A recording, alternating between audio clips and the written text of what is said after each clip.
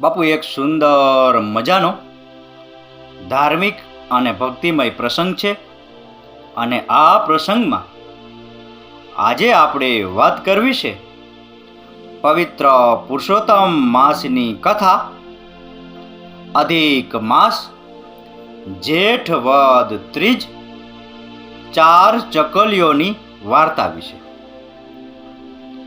એક નાનું ગામ હતું. ગામના પાદરે નદી વહેતી હતી. નદીના કાંઠે એક વડનું ઝાડ. આ ઝાડ પર 4 ચકલીઓ રહે. પાવન પુરુષોત્તમ માસ આવતા ગામના નર નારી નદીએ સ્નાન કરવા આવે. સ્નાન કરીને કાંઠાગોરની વાર્તા સાંભળે, વ્રતનો મહિમા સાંભળે, ઉપવાસ, ધારણા, પારણા અને એકટાણાની વાતો કરે. આ બધી વાતો 4 ચકલીઓ સાંભળે અને વિચાર કરે કે આવા મહાફળદાયી વ્રતની પરખ તો કરવી જ જોઈએ.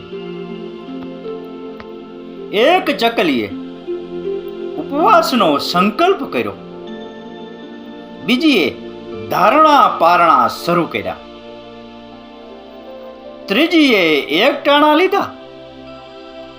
જ્યારે ચોથી બોલી કે ભગવાને પેટ આપ્યું છે તો 3 ટક ખાઈને મજા કરો. વ્રતના છેલ્લા દિવસે 4 ચકલી મરી ગઈ અને એક નગર શેઠના ઘેર દીકરીઓ બની અવતરી.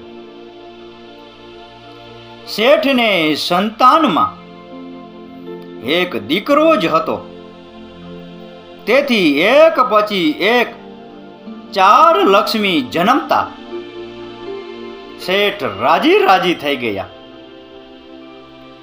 લાડકોડમાં ઉછરતી છોકરીઓ મોટી થવા લાગી. ઉંમરલાયક થતા સૌથી મોટી દીકરી રાજાના કુંવરને ગમી ગઈ. તેથી એ પરણીને રાજમહેલમાં રહેવા ગઈ. બીજીના લગ્ન ધનપતિના દીકરા સાથે થયા. એ પરણીને 7 માળની હવેલીમાં ગઈ. ત્રીજીને નાની હાટડીવાળો વર મળ્યો. જ્યારે ચોથીને મજૂરી કરતો, રોજનું લાવીને રોજ ખાતો વર મળ્યો. આ તો ભાગ્યની વાત હતી, જેનો ભેદ ભગવાન પણ જાણી શકતા નથી.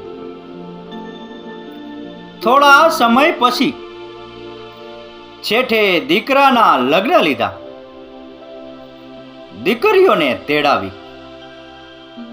લગ્ન પત્યા પછી દીકરીઓને આગ્રહ કરીને રોકી.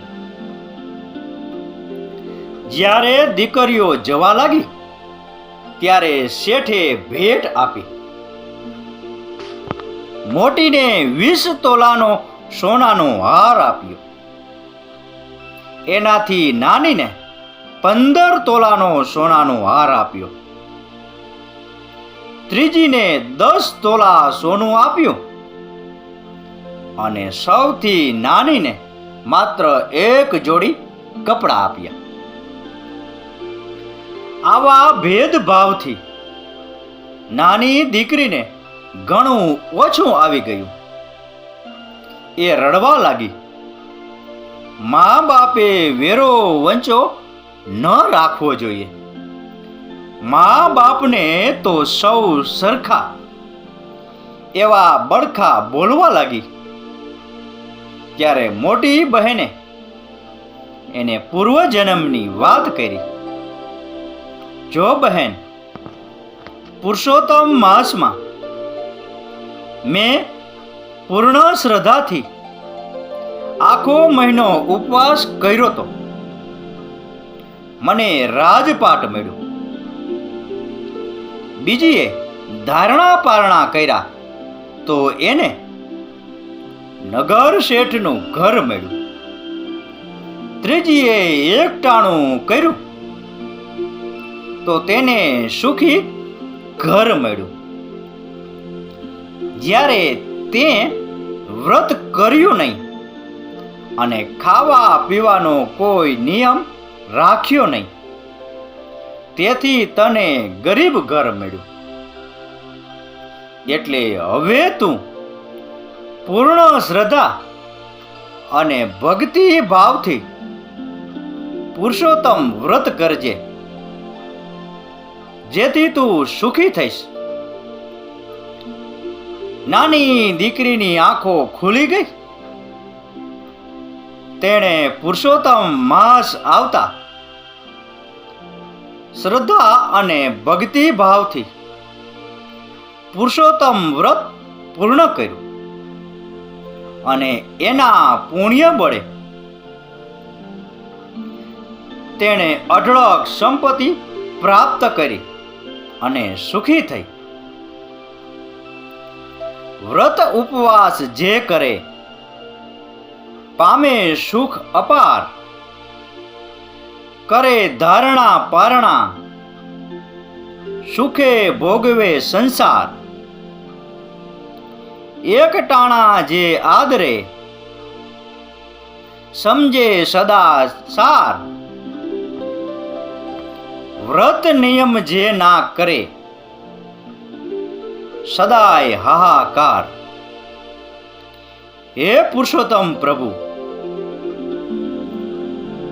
શ્રદ્ધાથી તમારું વ્રત કરનાર, કથા વાંચનાર, સાંભળનાર સૌને ફળજો. બોલો પુરુષોત્તમ ભગવાનની જય. તો બાપુ, આ હતો પવિત્ર પુરુષોત્તમ માસની કથા.